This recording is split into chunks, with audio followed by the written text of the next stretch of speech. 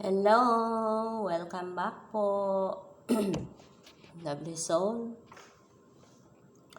Alam niyo po, lahat ng mga nangyayari sa atin is mayroong itinuturo yan. Mayroong purpose yan. Okay?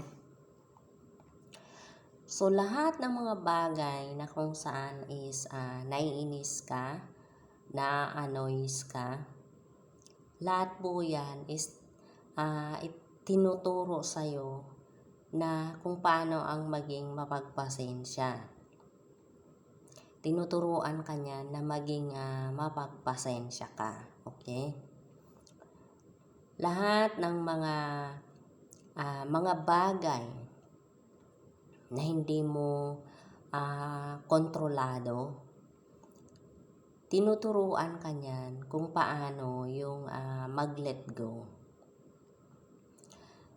Kaya kung ano man yung mga bagay or mga nangyari sa'yo na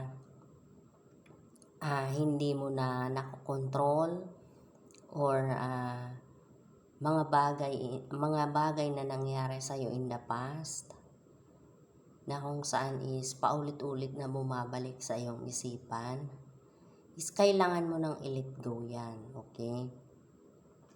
Kasi hindi na yan nakakatulong sa'yo. Yung mga tao na nang iwan sa'yo, tinuturuan ka niyan kung paano ang tumayo sa sarili mong mga paa. Okay? Kung paano ang mag-isa ang magpatuloy sa buhay ng ikaw lang. Okay? Yung mga takot na nararamdaman mo, tinuturuan ka niyan kung paano ang magkaroon ng courage na ma-overcome mo yung mga takot mo. Okay? Yung lahat ng mga bagay na kung saan is nagagalit ka, tinuturuan ka niyan kung paano ang magpatawad, kung paano ang magkaroon ng compassion. Okay po? So, lahat ng mga bagay na kung saan is nasusuklam ka, tinuturuan ka niyan kung paano ang magmahal unconditionally. Okay po, lovely soul? Kung yung isang tao naman is na-overpower ka, okay, tinuturuan ka niyan kung paano mo ibalik yung power sa sarili mo. Okay? So, lahat po ng mga bagay na yan is mayroong purpose. Kaya nangyayari yan sa buhay mo. Kaya wag na wag mong iisipin na pinabayaan ka na, baka nakalimutan ka na.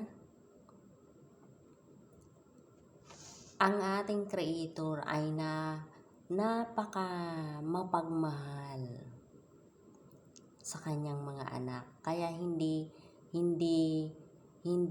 siya magpaparusa o hindi niya makakalimutan ang kanyang anak. Yan po ang lagi niyong tatandaan. Lahat yan ay nangyayari sa iyo dahil mayroong purpose. Okay? Kaya dapat yung mindset mo is baguhin mo. Chosen one ka eh. Kaya nangyayari sa iyo lahat yan dahil mayroong mas malaking assignment na nakalaan para sa iyo na kailangan mong gampanan. So lahat ng nangyayari na yan is para maging matatag ka pagdating ng araw na umpisahan mo nang gawin ang iyong misyon. Okay? Kaya, ayusin mo yung mindset mo. Okay? Kailangan maging positive ka sa lahat ng nangyayari sa buhay mo. Okay po.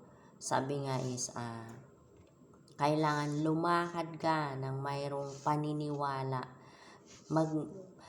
Have faith and believe in yourself. Okay po? So, yun lamang po. Thank you for watching. God bless and I love you. Like, share, and subscribe.